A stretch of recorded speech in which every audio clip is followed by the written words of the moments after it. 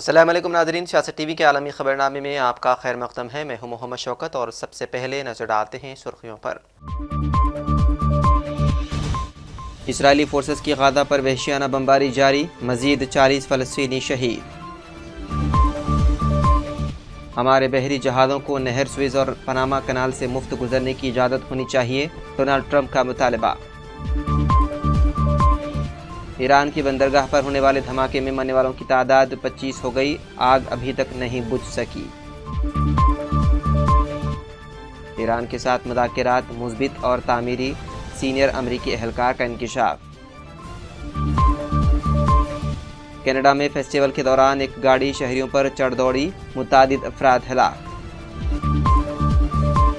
Pope Francis کی آخری رسومات، عالمی رہنماؤں کا زبردست خراج، تقریباً 2 لاکھ افراد نے کی شرکت۔ اور 2 کروڑ سکھ پاکستان کے ساتھ ہیں، انڈین آرمی کو پنجاب سے گزر کر حملہ کرنے نہیں دیں گے، گرپتونت سنگھ کا بڑا بیان۔ تو ناظرین، یہ تھی سرخیاں، بڑھتے ہیں خبروں کی تفصیل کی جانب۔ اسرائیلی فورسز نے غزہ پر وحشیانہ بمباری کا سلسلہ جاری رکھتے ہوئے مزید 40 فلسطینیوں کو شہید کر دیا۔ عرب میڈیا کے مطابق انسانی امداد کی ایجنسی کا کہنا ہے کہ صہیونی فوج کی ناکہ بندی کی وجہ سے غزہ مکمل طور پر قحط کی صورتحال کے قریب ہے۔ دوسری جانب فلسطینی مزاحمتی تنظیم حماس کا کہنا ہے کہ قاہرہ میں ہونے والے مذاکرات میں جنگ بندی، قیدیوں کے تبادلے اور تعمیر نو پر نقطہ نظر پیش کریں گے۔ وہیں سابق اسرائیلی وزیر اعظم نے اعتراف کیا ہے کہ اسرائیلی فوج افرادی قوت کی کمی کا شکار ہے، جبکہ اسرائیلی دارالحکومت تل ابیب میں ہزاروں افراد کی جانب سے یرغمالیوں کی رہائی اور جنگ بندی کے لیے مظاہرہ کیا اور نتنیاہو کے خلاف نعرے بازی بھی کی گئی۔ امریکی صدر ڈونلڈ ٹرمپ نے کہا ہے کہ امریکی فوجی اور کمرشل جہازوں کو نہر سوئس اور پاناما کنال سے آزادانہ اور مفت میں گزرنے کی اجازت دی جانی چاہیے۔ انہوں نے مزید کہا ہے کہ میں نے secretary of state Marco Rubio سے اس معاملے کو فوری طور پر اٹھانے کو کہا۔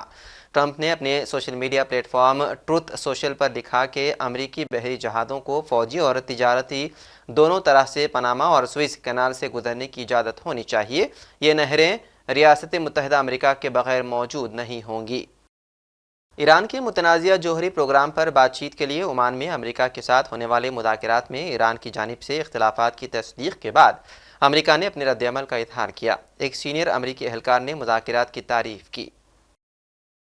گرپتونت سنگھ پنو نے ایک بیان میں کہا ہے کہ سن 1965 ہے، نہ ہی 1971، بلکہ یہ 2025 ہے۔ انڈین آرمی کو پنجاب سے گزر کر پاکستان پر حملہ نہیں کرنے دیں گے۔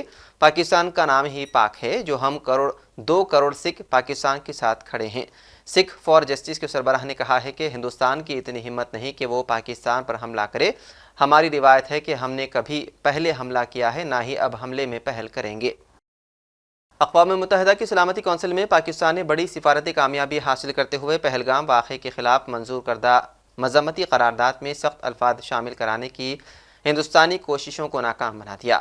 ہندوستان قرارداد میں پہلگام کا لفظ شامل نہیں کرو۔ اس کا پہلگام واقعے کے 4 دن بعد جاری کیے گئے بیان میں کونسل کے ارکان نے یہ ادا کیا ہے کہ دہشت گردی اپنے تمام شکلوں اور مظاہرے میں بین الاقوامی امن اور سلامتی کے لیے سب سے سنگین خطرات میں سے ایک ہے۔ سلامتی کونسل کی جانب سے جمعے کو جاری ایک پریس بیان میں رکن ممالک نے متاثرین کے اہل خانہ کے ساتھ ساتھ ہندوستان اور نیپال کی حکومتوں کے ساتھ گہری ہمدردی اور تعزیت کا اظہار کیا۔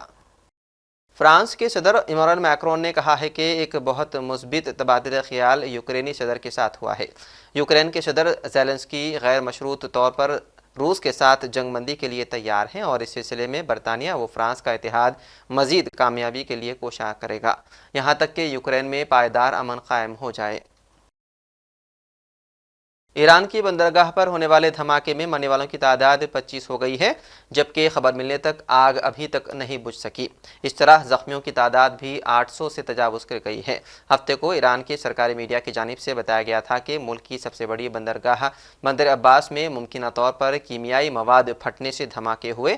امریکی خبر نیو یارک ٹائمز نے پاسداران انقلاب فورس سے تعلق رکھنے والے ایک سورسز کا حوالہ دیا ہے، جس نے شناخت ظاہر نہ کرنے کی شرط پر تفصیل بتائی۔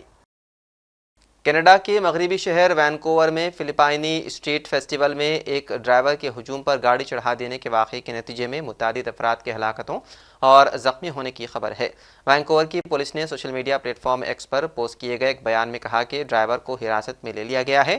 بیان کے مطابق یہ واقعہ مقامی وقت کے مطابق جمعے کی رات 8 بجے کے فوراً بعد ایسٹ 41 ایونیو اور فریزر اسٹریٹ پر پیش آیا، جہاں فلپائنی فیسٹیول لاپو ڈے بلاک پارٹی ہو رہی تھی۔ رومن کیتھولک چرچ کے پہلے لاطینی امریکی پیشوا پوپ فرانسس کی عظیم الشان آخری رسومات اپنے اختتام کو پہنچ گئی ہے، جن میں عالمی رہنما بھی شریک ہوئے۔ کچھ دیر کی سوگوار خاموشی کے بعد جیسے ہی ہجوم پروقار انداز میں پوپ فرانسس کے تابوت کو لے کر نکلا تو سینٹ پیٹرز اسکوائر تالیوں سے گونج اٹھا۔ ویٹیکن کے مطابق ہفتے کو پوپ فرانسس کے آخری رسومات میں تقریباً 2 لاکھ افراد نے شرکت کی۔ امریکی صدر ڈونلڈ ٹرمپ اپنی اہلیہ میلینیا کے ساتھ پوپ فرانسس کے آخری رسومات میں شرکت کے لیے ہفتے کو ویٹیکن پہنچے اور پوپ فرانسس کو خراج عقیدت پیش کیا۔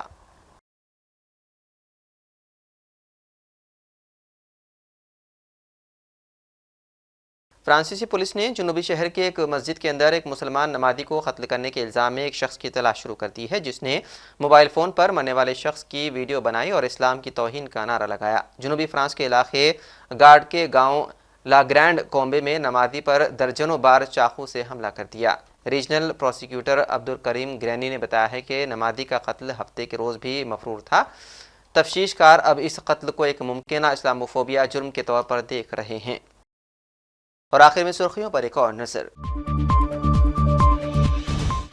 اسرائیلی فورسز کی غزہ پر وحشیانہ بمباری جاری، مزید 40 فلسطینی شہید۔